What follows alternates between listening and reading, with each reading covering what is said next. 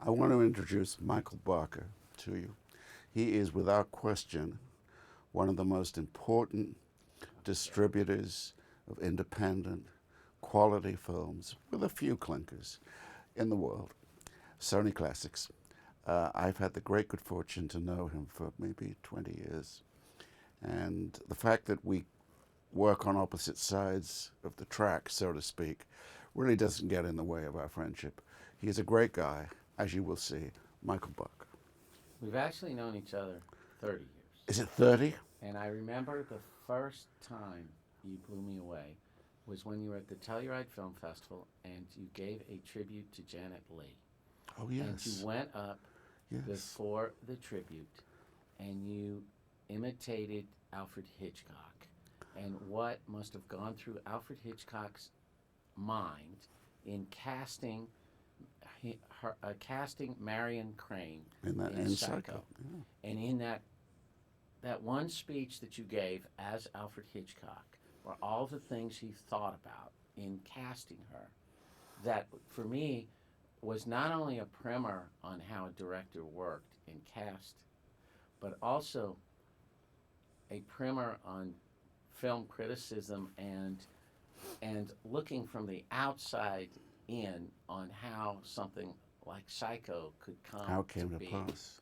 I got into a lot of trouble Really? for that. My wife thought I was trying to make Janet Leigh.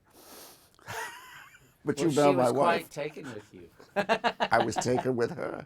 She was a gorgeous woman. You know, she sat, I think, in the audience quite near me, and she was so taken with that performance as Well, Hitchcock. it was fun. In that beautiful little opera house Yeah. in Telluride, the Sheridan. You know, I've been reading your books for many, many years, and I really want to talk about this book because I adore it. And one of the reasons I adore it has to do with what we're talking about, Psycho. Yes. Is that what you do is you allow us, or you show us a way, those of us who are not film scholars or are not intimidated by film scholarship, a way to see these movies in a fresh light and also understand how to read them. And Psycho is one of those movies you cover in that book. It is, yeah. One of the most fascinating pictures. I always say that Hitchcock is the best director to teach because every shot, every frame, Hitchcock is making decisions. So he illustrates the nature of the medium, you know what I mean? He's always doing something odd and remarkable. And it changes the story, the way he does it. So he's a great example of that. And I still remember seeing Psycho for the first time. I was 19 in London, huge empty theater, the first performance, the sort of lunchtime performance on the Friday.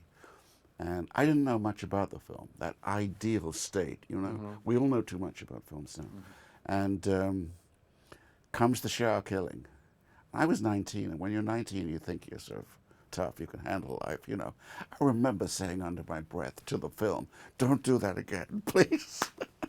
You know, Hitchcock has all this interactive thing with the audience. I remember, I saw Psycho so many times, but I remember once I saw Psycho at a revival house. Yes. And towards the end, when Vera Miles decides to make that turn to go down to the basement, this lady yelled out at the screen, "Don't do that! Haven't you seen this movie?" I know.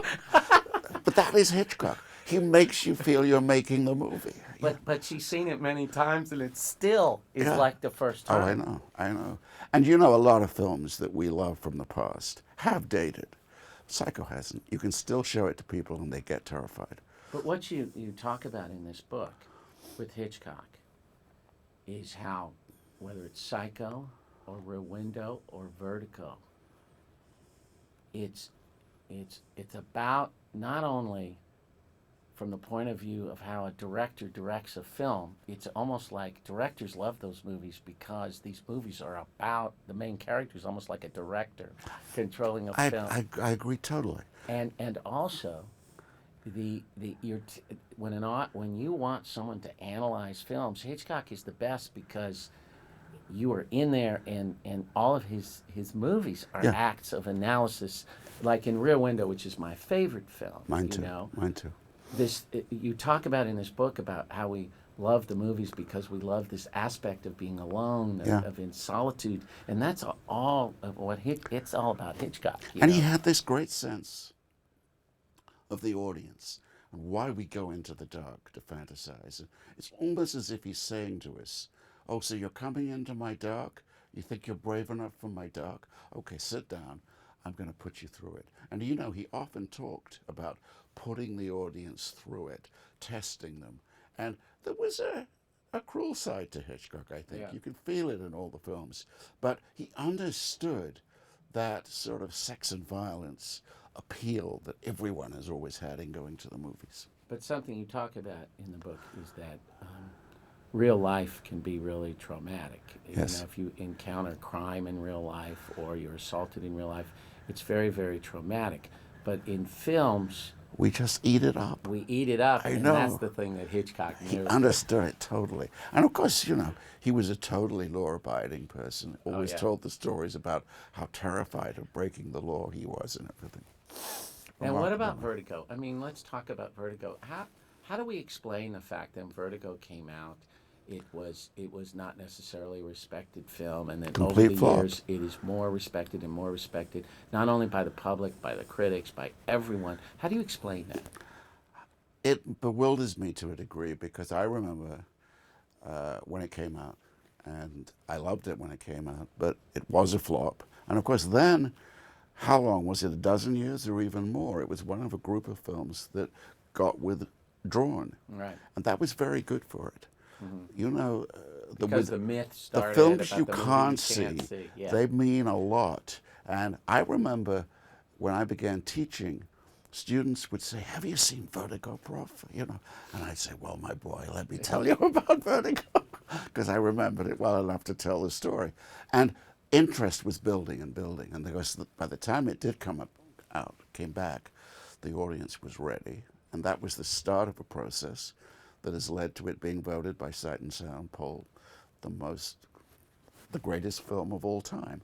I don't think it'll stay there for long. That's my hunch. But you know, David, there are two films that, over the years, reading your work, that you have a very special relationship, and there's got to be a tinge of autobiography there somewhere. One is Vertigo, and one is Citizen Kane. Absolutely. Can you talk about what that's about?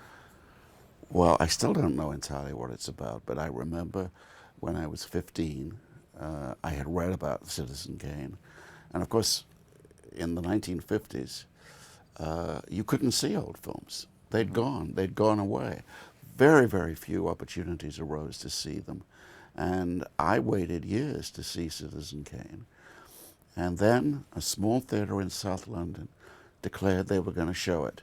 Wells was in London doing a play. I didn't know about that at the time, but I think that had gathered interest about him, you know. So they said, well, we'll bring Citizen Kane back. So I went to see it, assuming everybody in the world was ready for Citizen Kane's return. I was the only person there. Wow. Now, believe me, the ideal way to see Kane for the first time is in a big theater, beautiful 35mm print. I think they'd made new prints, alone, because then you feel like Kane. Sitting in Xanadu, there's a kind of rapport between you and the film. And I couldn't understand it. I couldn't follow it. And I think for all the talk about the way the Hearst press acted against the film, which they did, I think the real reason it flopped in 1941 was that people couldn't understand it. Mm-hmm. It was too difficult, you know. And I knew I had to go back and see the film again. But I had never felt the emotion in the darkness and the decor and the movement and the deep focus. It was opening up the possibility of a kind of musical, passionate feeling in film. That I think it was the moment I knew that somehow or other, whatever I did, if I ever grew up, was going to be involved with film. But you know, if you have that feeling about film, you don't really grow up. No. That's what's so great. Complete waste of time. And it's an up. alternative to an escape in a Yes, way. absolutely. You talk in the book about how the first 50 or so years, or to 60 years of film, the agenda was to entertain, to escape, and so forth. And in the last 50 years, there was a new kind of film and a new way of watching films that kind of changed the channel. Can you talk about that? Well, there was a time when film had virtually everyone. After the Second World War, in America, the picture business was selling 100 million tickets a week with a population of about 150 million. Now, you know the business today. You know how absolutely phenomenal that is. Virtually everybody went. Then that golden age died. Television came along, and the film industry suffered. It lost its confidence. The great tycoons who'd made it died off. And there was a process of gradual change. Film got into academia. People were encouraged to look at old films. People like your company had its seeds of coming into being, and foreign pictures came in a big way. But there were foreign pictures in Yes, the I know. 40s and the 50s. I know, but pretty occasionally. And foreign pictures became a staple of that new audience, because this was an audience that went to the movies because they liked it, not because it was a habit, an automatic habit. They chose to go. So there was more discernment, more distinction in the whole process. And the films got more interesting. They got more difficult, I think. And that is a huge change. But we've lost that feeling of everybody going to good films. That's why The Godfather, I think, was a landmark, because it was a great film. Mm-hmm.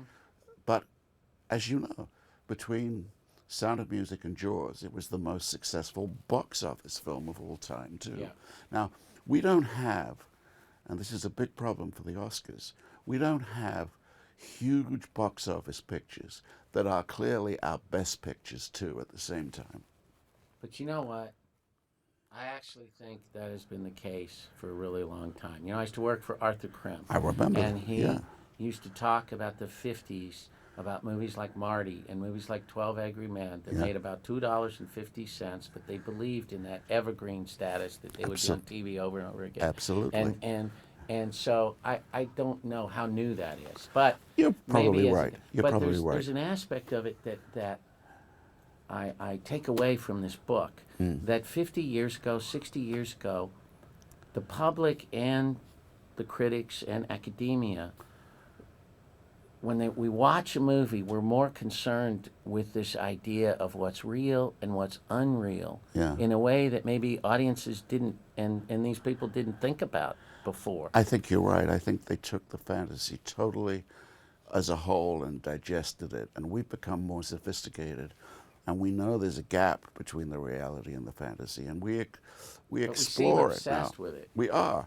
When we look at the newsreel coverage from Paris, we're talking at a time when the Paris outrage is very fresh. We're hearing what happened, but we're judging the way the media are covering it too.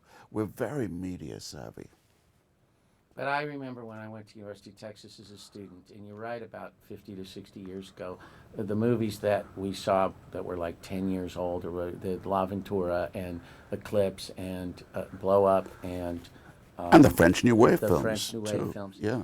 And there was something different going on with how did these movies relate to real life and how close they are to real life, even though the image was so much bigger. Yeah. And I don't know if those were issues people thought about before Hitchcock in the 50s or before the New Wave. It's the period when the world started taking Hitchcock seriously as not just an entertainer, but somebody who was interested in mass psychology, And Truffaut's interview book with Hitchcock, that was a big landmark, you know. No one had taken a film director quite that seriously before. And it was part of the way Godard, for instance, in the early 60s, took one by one American genres, which had lasted for 50 years, and turned them inside out and played with them as if they had become antiques that we all understood and could push around in a board game almost. Even though he wasn't really embraced by a major public anywhere, he caused great changes. Well, he was not embraced by the major public, but the sort of the artsy public, what in Britain is called the chattering class. They loved him, you know, and he was synonymous with this new kind of cinema, really. And it lasted 6 or 7 years for Godard before he became a little more esoteric, shall we say. Yeah. I'm fascinated by early cinema, too. Just, you know, when you look at the Renoir films in the 30s, you're just kind of astounded at how incredible they are, one right after the other, and how they even feel timely today. It's so, it's eerie to me that they feel so timely. My wife and I were looking at The Rules of the Game recently, and we were just staggered. It could have been made yesterday. It's about society today, and it's about the complexity and the way people know that the world is changing and growing darker, and they don't quite know how to grasp it, how to handle it. Renoir in the 30s is the coming of age of film, I think. You know? When I was a little boy, my mother told me that when she saw Grand Illusion, it changed her life. She realized she wanted to go to, she was 14. Yeah. She wanted to go to college. Yeah. She realized she wanted to see the world. Yeah. She realized the world was going to hell in a handcart. She realized different class structures. I said, you realized that at 14? She said, yes. And don't you realize that film really influenced a lot of people? It changed their lives. And she would say to me, it changed my life. And it's hard for me to believe that a film really changes people's lives. Oh, like but that. you know it. You've got films that change your life. And don't forget, Grand Illusion, I think, I might be wrong, but I think it was the first foreign language film nominated for Best Picture. Yes, it was. It didn't win, but it was nominated nominated. for Best Picture. That's right. So it was taken very seriously. But you watch it now, and the film technique and the filmmaking is current. Oh, totally. There's not one moment in that film that's passé, and that blows your mind. It Yeah. was made in 37, and you go, wow. And you know, the treatment of class, of Jewishness, it's got almost all the issues that we're still dealing with. It's a fantastic film, yeah. I'm just in awe that those things, he was there to do that. Just like some of those 30s Mizoguchi films. They're absolutely the same, yeah. You know, I was raised to think of Japan as this terrible, terrible, cruel country that had done such damage in the war. And there was truth in some of that. But in the 50s, I began to see the films of Kurosawa and Mizoguchi. And suddenly you realize Japan is a much richer culture. It's like our attitude to Iran these days. There's a lot of forces in society trying to tell us that Iran is a very dangerous, very bad place. I'm sure there's truth in that. But you and I know that for 20 years or so, Iran has been producing some of the most amazing films being made. And it's a reminder that going back to the 5th century and before, Iran had a fantastically rich scholarly culture, which is still there. And that's what we have to sort of try and bring to the fore. Those films really blow my mind. Absolutely, yeah. About how humanistic they are. There's a Kiarostami film called Through the Olive Trees. Yes. Which is so moving and tells you a lot about the Iranian people. But here's the problem: the movie's not available anywhere. I have a bootleg copy from a decade ago, a VHS that I just keep watching, and that's very regrettable. But we've lived through a time. I was talking earlier about Kane, which I couldn't see for years, and you remember the times when there were films you wanted to see and you had a list, and it would go on for years. Now we're in an age where you can really see nearly everything. A few things you can't, but on DVD you can see nearly everything. Do you think that's going to last, or do you think that DVD is coming to an end? Video stores are closing. San Francisco is losing a great store. You're going to have access to so much, but the problem is, how do you weed out what to see and what not to see? Great films are going to get totally lost. What's happening to the critical establishment is a disaster. We need guides that are really credible and can really see us through, you know? And I just think we're going to turn on the TV and have access to any movie we want in existence. But If we know which one to pick. How do you choose? If we know, yeah. How do you choose? I don't know. If you turn on the TV now and you go through the 500 channels and 499 of them have things you would never watch, you have to find that one channel. That This is the role of books like this. You said. That's right. He said. No, I agree with you. It is, yeah. We need to learn to discern, you know? Yeah. But now when you distribute a film, we're not going to name films. Yeah. How do you regard critics? You distribute difficult films, foreign films. So I would think that a number of reviews in this country are really important to you. Mm-hmm. Whereas the mainstream films, it hardly matters what the critics say. I am telling you, I don't necessarily agree with that. Go on. I think there was a story in the New York Times last summer, and it was an analysis of comedies that had been released, big studio comedies during the summer. And the analysis proved that the public were reading reviews on comedies because they wanted to know if they were genuinely funny.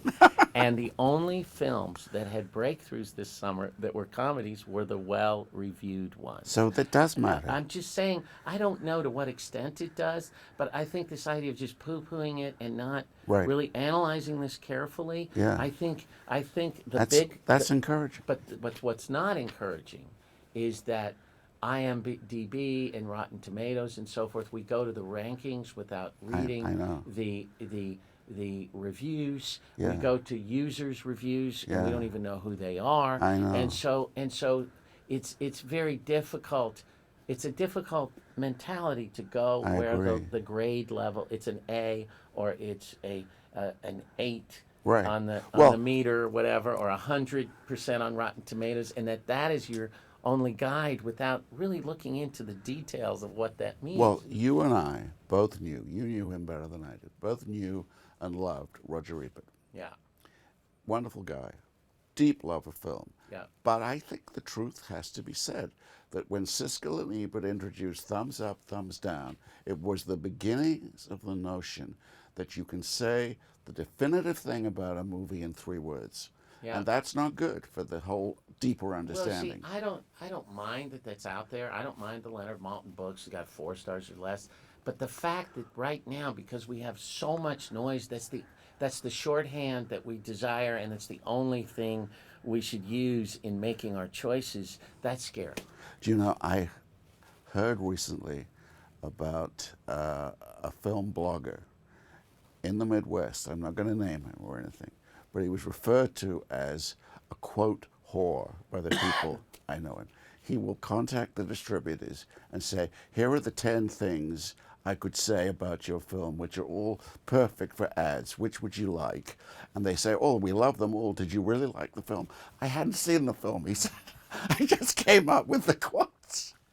But you know, there's nothing new in that. You remember, you've read these stories about those studio heads in the 20s and 30s. They just call the writers up and say this. Say this about it. Absolutely. Yeah. Amazing business. Amazing business. It turned out it's from the very beginning, it was all about publicity to get people in, and it's a public relations thing, isn't it? It really is. Yeah. And it's too bad that there are so people much about that. All ages, and they will tell you, there were a few movies I've seen in my lifetime that I remember in detail, and they changed my life. The way you spoke about a film changing your life, and it's true of people in general. What about movies that change your life that are genuinely not liked by other people? Have you ever been influenced by a movie that changed your life, and it's not a movie that's really embraced by a substantial number of people? Oh yeah. I mean, people often ask me, what are your favorite films, which is a question I resist. And I like to say titles that will shock them, if you know what I mean. Titles that they've certainly not seen and probably never even heard of. So it just open. I frequently say Celine and Julie Go Boating, which I think is a great film. Right. But it is 3.5 hours. And, you know, a lot of people have never seen it, never will. Changed my life. Fantastic film. Yeah. But, I can tell that. But equally, last night I was asked this question, and I put Bambi in there too. Yeah. And people will say, oh, you're so serious and you love Bambi. Bambi was the first film in which I had a sense of parents in a real way. Oh, wow. It's a real parent movie, you know, and it's a beautiful, beautifully animated film. Our animated films don't look like that anymore. Bambi made a huge impact on me. It did on a lot of Had to be people. taken out It of the was film in traumatizing. tears. Yeah. Yeah. But in the first years when I went to the movies, invariably, and would be my measure of childhood experience of films, were you taken out of the movie by your parents in tears because you were so moved by it that you couldn't stand to see the end of it? That was a measure of a film was really working for me. No, you know, when I was a kid, I lived on an American Army base in Germany where the GIs would watch movies every night in an airplane hangar. Yeah. And the movies would change every night. And the really popular movies would come back every several months. And I remember my parents always took me to the movies. It'd be like the 6 p.m. movie in the airplane hangar. And I adored Rio Bravo. And every time it came back, every 6 months for years, I'd see Rio Bravo. And I think that's how I discovered the auteur theory. One day, my mother, I went to see El Dorado, I guess I had already moved. We moved from Germany. And my mother said to me, by the way, that's directed by the same guy who directed your favorite movie from when you were 5. Yeah. And I'm like, wow, I just discovered, and that's how I discovered the auteur. Well, the other thing I'd say about Rio Bravo, which I guess I was, 17 or 18 when I saw it, I thought Angie Dickinson in that film, this is the beginnings of one of my lifelong pursuits. Passions. Angie Dickinson in that film was about the perfect woman as far as I could see, you know. Yeah. And you identify with some of these people in movies, particularly in your teens, I think. And they just become emblems of life for you. Now, when you, what is that? Well, go into that, okay? You identify with someone. Do you start to act like someone? Sometimes. Or do you just recognize what's in that character that's in you, and it's kind of a self-analysis? Well, I mean, keeping it within the Hawks vein, and Hawks is a great example of this kind of film. When I saw Red River, I thought I wanted to be Montgomery Clift in that film. You know, he just had something, a coolness, boy, did he have and something a in that beauty, but a physical command too. And a grace. Yeah, a grace. I wanted to be him, but equally, I wanted all the women I saw in films too, all of them, you know. And I was so promiscuous because every week I wanted a different woman. When I was 12, yes, I went. I snuck into the theater to see Blow Up, and I wasn't supposed to go see it, and I was like, my God, I want to be this guy. Yes, You know? yes. I didn't detect how unhappy he was. He's a watching the cold, movie. mean-spirited man. I started wearing the white Levi's, Yeah, the loafers, yeah. and started fantasizing about these models that he had. Totally. You know, at 12. Yeah. Well, it's like the way Rebel Without a Cause introduced the red windbreaker as a kind of a gang cult status symbol. Yeah, you just pick up on these. Do you think guys do that more than girls? I'm never sure about that. I think young men get a more immediate thing out of movies maybe than young women. I don't know. You know, I think it's probably more guys than young girls.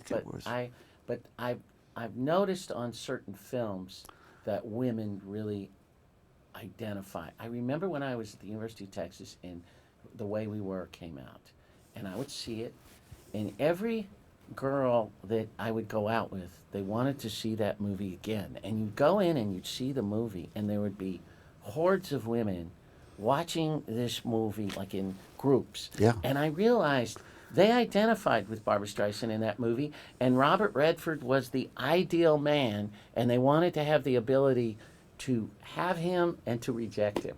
Well, you know, that's a very interesting film because it is a movie in which an intelligent, committed woman, arguably not as beautiful as the guy, but politically she comes out of the film as a stronger, smarter, better person.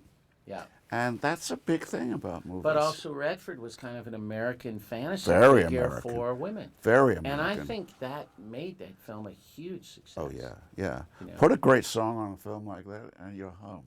And, you know, great songs. So many films are made by a great song. It's a terrific Breakfast thing. at Tiffany's, where would it be without that I song? know. It's a pretty silly film, really, but that song does it. Yeah. I told a story last night, you know it, but I'll repeat it, of how on The Wizard of Oz there was this ferment about whether they keep over the rainbow. Wow. And there was a story told that there was an elevator of executives that came down in the MGM building, hit the floor. They got out, and Louis B. Mayer said, "Okay, stop talking, keep the damn song." But it was like that. It was on the edge. They just didn't know whether to put that song in the film, because some people said, well, it changes the film. It gives it a different sort of atmosphere, and it spoils what we have going for it. Probably it's one of the things about The Wizard of Oz now that is most treasured, and a song that changed Judy Garland's life. Meaningful coincidences. Just amazing. Just you know, amazing. When I think of that film, I think of the fact that the big studio way of making films, while it's very easy to criticize the control over the filmmakers, you see a film like that and you say that's a product of the studio that is just magical, stands the test of time, and is as great now as it was when it came out. Would you have liked to have worked in the old studio system? Maybe. I would. Because I think it was a community. That's the thing. Of people that felt, well, I feel a sense of family already, to be honest with you, but I think it was maybe different. Yes. You know? Yeah. I think television's a bit like that now. You know, the people who work on one of these long-form series, they become a team. They become a family group. Yeah. But then the inhibition on the artist's work, though, always comes forth. I remember Arthur Penn telling me these stories about the left-handed gun, which he did with Warner Brothers, I think it was. Yeah, it was a Warner Brothers. And they just said, okay, you made the film, and they trotted out the Warner Brothers editors building and said goodbye, and they just it's like, that's what we do with all our films. That's you know? right. Even a few years later on Bonnie and Clyde, Warner Brothers wanted to intervene on that film and take it over and change it, and Penn and Warren Beatty, particularly the producer, had to fight very hard to make it their film. And Jack Warner, who was near the end of his career, said, "I just don't understand the film." He didn't understand it. But in time, it became a smash hit. Well, you know, you mentioned Godfather as a seminal film. Bonnie and Clyde is a very seminal film in so many of the lives of people my generation. Yeah. I remember films as before Bonnie and Clyde and after. It's a landmark. I saw it in London. I had never come to America at that time. I saw it 5 times in a week. I just went back night after night. I adored it. And, you know, the way in which it was set in 1932, say, but it was clearly underneath it all a film about 1967. That's that real and unreal. That's thing right. That we're That's talking right. about. That's right. That's new. Yeah, and extraordinarily charismatic people. Every person in that film is someone you want to grasp, you know, draw into your own life. You want to get up there on the screen and be part of it. But what's interesting about that film, it's like you say, even though it embraced the new, there were aspects of it that were very old Hollywood. Burnett Guffey was the DP. That's right. And my God, did that look beautiful. Oh. And the costume design, even though it was new, totally was faithful seminal, to the period. But faithful to the period, seminal, caused people to change the way they dressed. That is also a throwback to the 30s. And then within a few weeks, a lot of those costumes began appearing in stores, and people started dressing like Bonnie and Clyde. But the subtext was how unnerved we were by the times. Yeah. Whether it was Vietnam or police brutality, whatever. It was there beneath the surface of the whole thing, And it's a film about violence and sexuality coming together. It's not stress, but it's there. And I think it's a big reason why the film was such a sensation. And when it opened, no one came. I know. And then they reopened it, and it got nominated for 10 Oscars, and everyone came. And there's an instance of a critic having a major role, Pauline Kael. Well, let's talk about her for a second. Sure. You deal with her in a very new light here that I've never quite read before. Okay. Because as much as I love reading her at Yes. times, and as much as I'm really happy that a critic could have the power she She had. had, like whether it was Bonnie and Clyde or Last Tango in Paris, and all the arguments about how powerful she was is very interesting to Yeah. me. Yeah. This idea that she said that she only saw a movie once What she is said. it's what she said, and and I never doubted that until I read your book, Well, and I realized that A, there's no way she only saw every movie once. I feel that way. But B, I think that in this new age, that is exactly the wrong way to approach cinema, yeah, because the more we see these films, the more they we mean. The understand more them. they mean. And she did as much as anyone to persuade the public that there are films so good, so rich, you need to go back and see them again.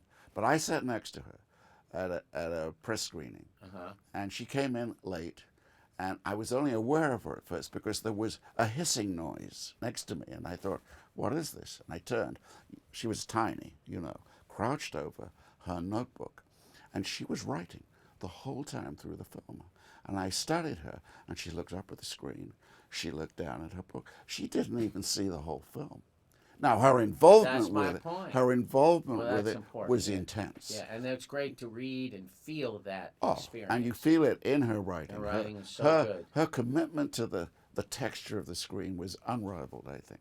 She was superb at it. Her writing is so good, but I those of us that continue to have a love-hate relationship with her, I mean, how do you explain this diatribe against Orson Welles with this Raising Kane essay, which I still have not forgiven her for? Nor me.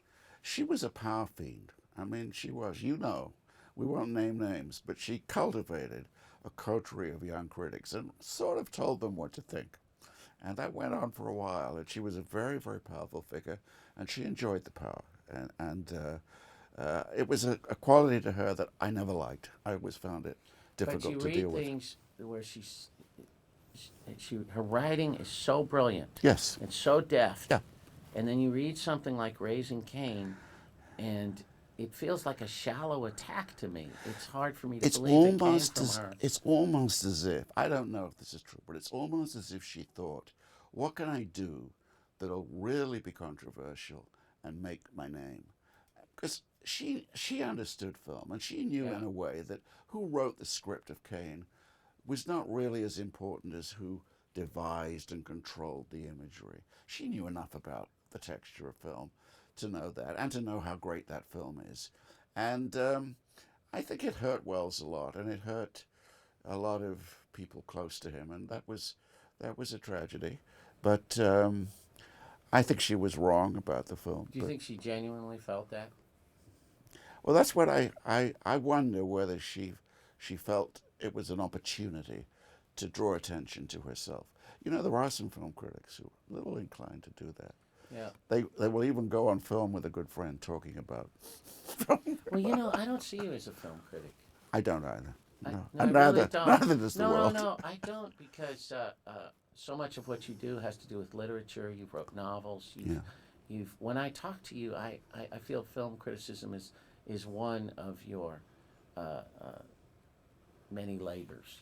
Well, the last time we were together in the city, we went to see a play together. Yeah. And we were looking after a dear friend. And no, I mean, there was so much more in life, and that's one of the great things I value about you. Oh, that's so nice. So nice. And you're a new grandfather. Yes, I am. That's great. Well, I have 3 grandchildren already. Do you really? Yeah. Well, I can't wait to show the movies. My oldest daughter reminds me that I showed her Vertigo at 5 years old, and I was like, and she's now a filmmaker.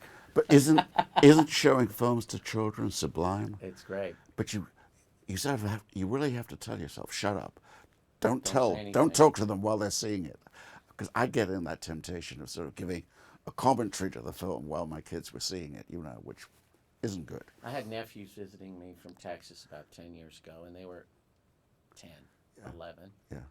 And it was raining, Yeah. and they had this free time, Yeah. and I had sat and watched them watch this garbage, or not garbage, but these films that were almost nothing, for days. Yeah. And then I said to them, I want you to watch something for me that when I was a kid I liked.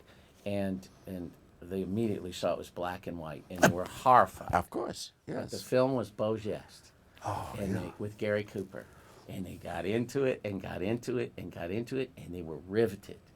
And then after it was over, they said to me, "Do you have anything else we can watch?" And then I took a big risk. Oh, yeah, what'd you go for? Man Escaped, a French movie. You see, you are bold. This And is your nature. They loved it because you don't have to read subtitles to No. get Oh, the idea it's all in the of a action. man Yeah. incarcerated Oh, during yeah. the World War II. They're trying to get out, and then he escapes, and it is One of the great heroic prison films. But the fact that young boys or Yes. younger generation can get into that's one of the magic of the movies is how they tell those stories visually and you get And grips. also these days, you know, a kid's going to look at that film and turn to you and say, "So, the Germans occupied Paris?" Oh, You know, I mean, stuff that to us is sort of fundamental to life, which they really don't know anymore. No. And the movie is probably a much better way than their history books in school of telling them what the experience of the war was like. But it could also mislead them. Well, okay, but I still think it's worth taking that, Yeah. taking that chance. You know what I mean? Yeah. I want to touch on new movies Yes. because you have an analysis of a movie that we discovered together in 2014, a movie called Locke. Yes. Which is the kind of movie we keep looking for. Yes. That's that jewel under the rock. I know. And what's very powerful about your piece here is it's unfortunate there aren't others like you that have a forum to do that kind of analysis, because that kind of analysis can drive people to see that movie and then enjoy that movie. It gives them clarity in how to watch it. Well, I hope Context. so. I mean, I guess that's what I've been trying to do. But you know, if you were to say to people, "Okay, here is an 85-minute picture," I think it's about that, and it is simply a man in his car driving at night, and they say, "Does the car stop? Does he meet other people?" No, the car doesn't really stop. He meets other people in the sense that he has phone conversations through the car phone with other people, but he's the only person you will see in the film. They would say you can't make a movie like that. And yet when you see Locke, it's as if you say, why haven't I seen more films with guys just in their cars? You know, it's a wonderful film with an actor who I think is one of the best young actors around, Tom Hardy. Yeah. No, Amazing it's figure. it's very fortunate that a film like that has you to write about it. But what's very unfortunate is it's discouraging when a film like that doesn't work. I know. And I think it's because it's this tragedy of what's going on with the critics and the critical establishment. You know? Well, we're just coming up to the Christmas season, and I don't know how many films will open in So many. November, December, and some of them are going to be good, but you know, and I know, and the business knows, that some very interesting films are going to get completely lost because there's just so much out there. And Well, you know, a lot of it is how to make that film distinctive. Yes. You really helped us with this film in 2006, The Lives of Others, this German film. oh yeah, You named it the best picture of the year. We were able to put it on the poster, which was great. I'm a But quote here was whore. a film that was turned down by Berlin, turned down by Cannes, turned down by the New York Film Festival. We had a qualifying run and nobody came. Yet we hung in there and opened it in February, and with critics like you and winning the Oscar, it was able to get that critical mass where it became a tremendous success. But it's a lot of work, and it could have easily gone the other way, a way of Locke. it could have been lost. Absolutely. I think what you're touching on is the thing that probably film critics are proudest of, that there are 2 or 3 films in their lives that they did make a difference for. They did sort of push it that little extra bit. I remember being shown Blue Velvet at the Dino De Laurentiis studio on Wilshire Boulevard, well before it came out. And the studio, Dino and his people, were clearly very afraid of that film. And I saw it alone, came out frothing with enthusiasm for it. And someone came up to me and said, "Will you say that? Will you say that?" And you realize that sometimes you do have a function. Do you ever change your mind about films Yes, years afterwards? yes, yes. You do. Because Can you give us an example of that? oh, there. Well, yes. I grew up with Red River, not just as a film I love, but as a film that really made a big difference to me in my relationship with my father. You know, it was that profound. And I believed in it totally as a drama. I now think the drama's pretty hokey. Well, the end is kind of. Yeah, and it's a bad ending, and It's so my feeling has changed. But now I think Hawks's comedies are his great films because they've not dated at all. Yeah. I adore the ones that nobody likes. So.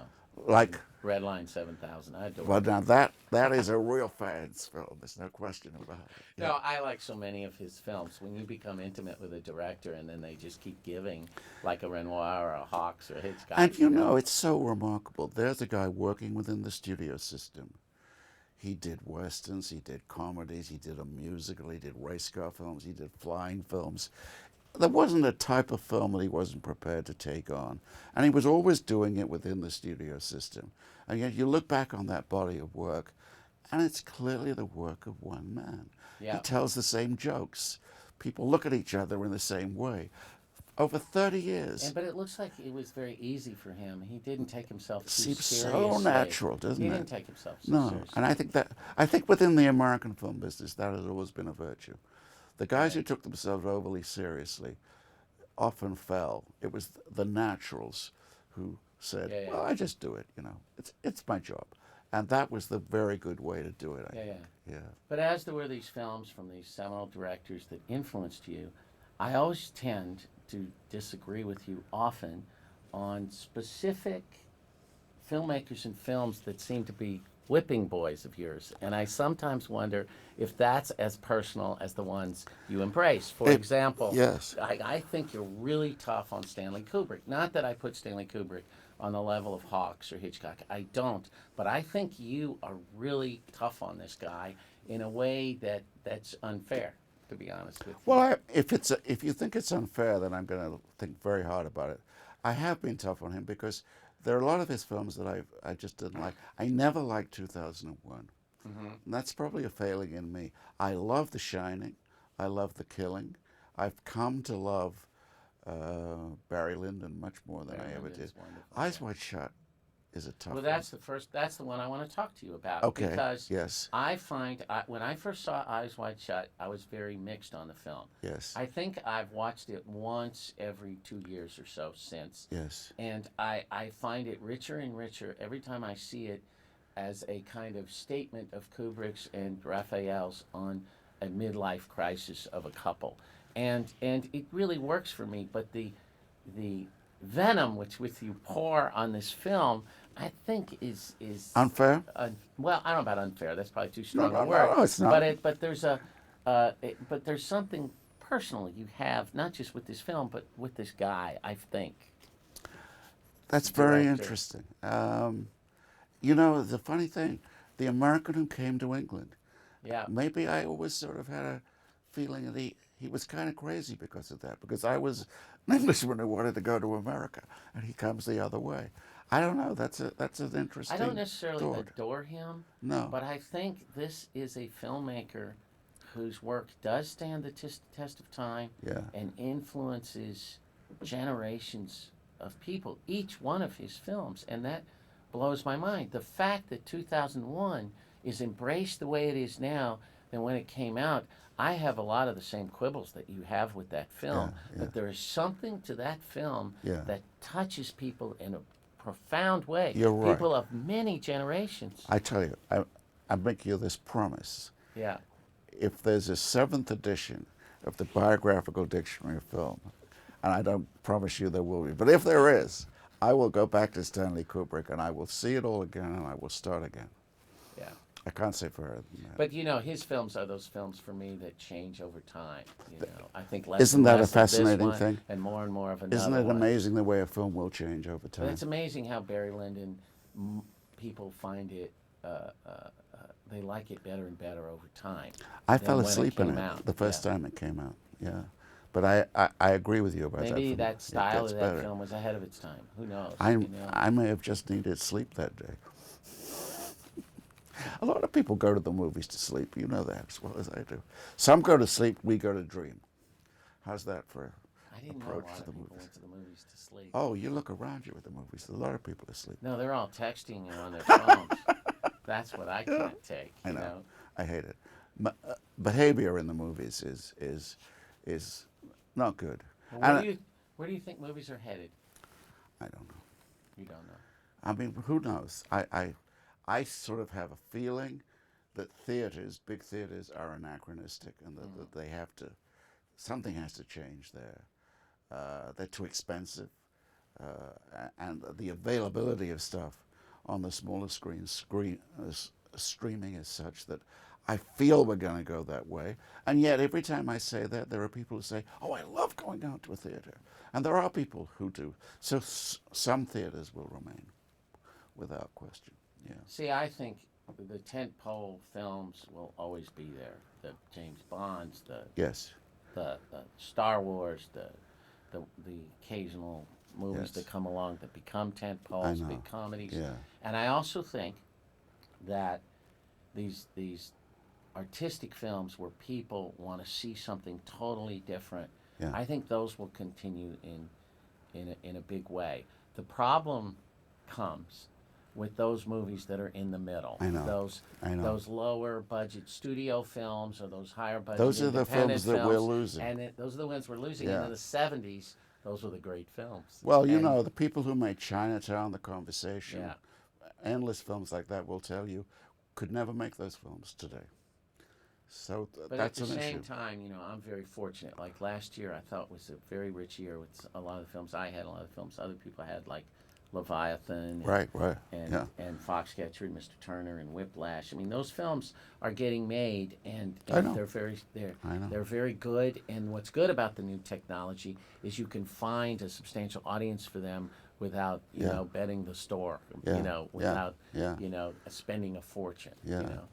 You know, I think we should wind this up Okay. and maybe have a little lunch or something like that. But Sounds I good. want to say thank you. Thank you.